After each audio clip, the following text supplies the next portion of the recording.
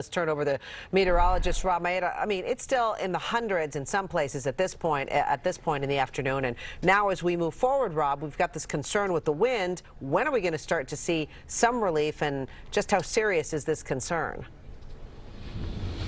Yeah, we're probably looking at a 48-hour window of critical fire danger for the Bay Area and much of Northern California. What's leading up to this is the two-day event of record-breaking temperatures. Some places again today above 110 degrees. In fact, right now, Santa Rosa, Fairfield, Concord, and Livermore pretty close or at 110 degrees. You can see 105 in Morgan Hill.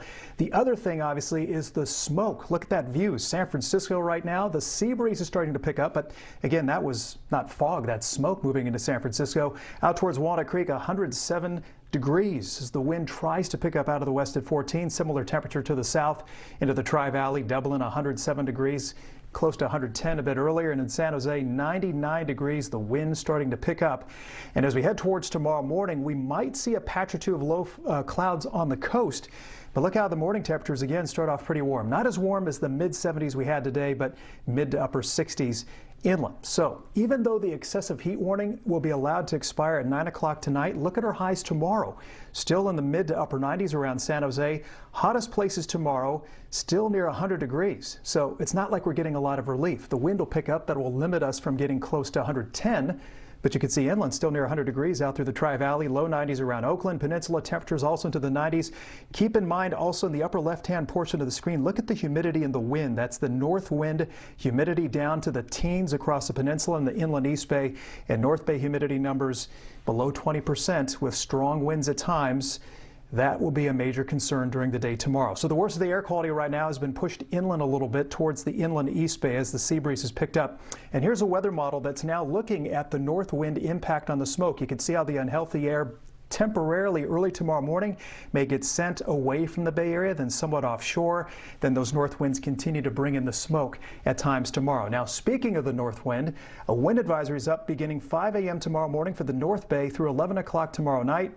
Look at the ridge-top gusts on the higher peaks, like Mount St. Helena, for instance. You could see winds of 45 to 60 miles per hour. You may not see much in the valleys, at least to start, until after sunrise.